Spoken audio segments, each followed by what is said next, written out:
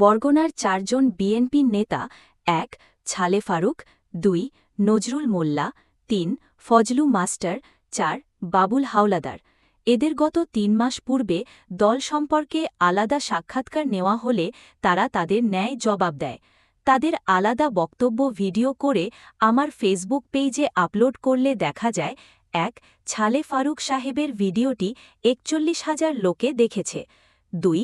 নজরুল মোল্লার ভিডিওটি ২৭,০০০ লোকে দেখেছে, ৩. ফজলু মাস্টারের ভিডিওটি ২.৩ লোকে দেখেছে, ৪. বাবুল হাওলাদারের ভিডিওটি ১.৮ লোকে দেখেছে। এখানে দেখা যায় বরগুনার ৪ জন বিএনপি নেতা ১. ছালে ফারুক, ২. নজরুল মোল্লা, ৩. ফজলু মাস্টার, ৪. বাবুল হাওলাদার। এদের গত ৩ মাস পূর্বে দল সম্পর্কে আলাদা সাক্ষাৎকার নেওয়া হলে তারা তাদের ন্যায় জবাব দেয়। তাদের আলাদা বক্তব্য ভিডিও করে আমার ফেসবুক পেজে আপলোড করলে দেখা যায়, ১. ছালে ফারুক সাহেবের ভিডিওটি ৪১,০০০ লোকে দেখেছে, ২. নজরুল মোল্লার ভিডিওটি ২৭,০০০ লোকে দেখেছে, ৩. একটা কমিটি বাতিল করার আগেই উচিত নিয়ম হলে আহ্বায়ক কমিটি সাথে সাথে দিয়ে দেওয়া।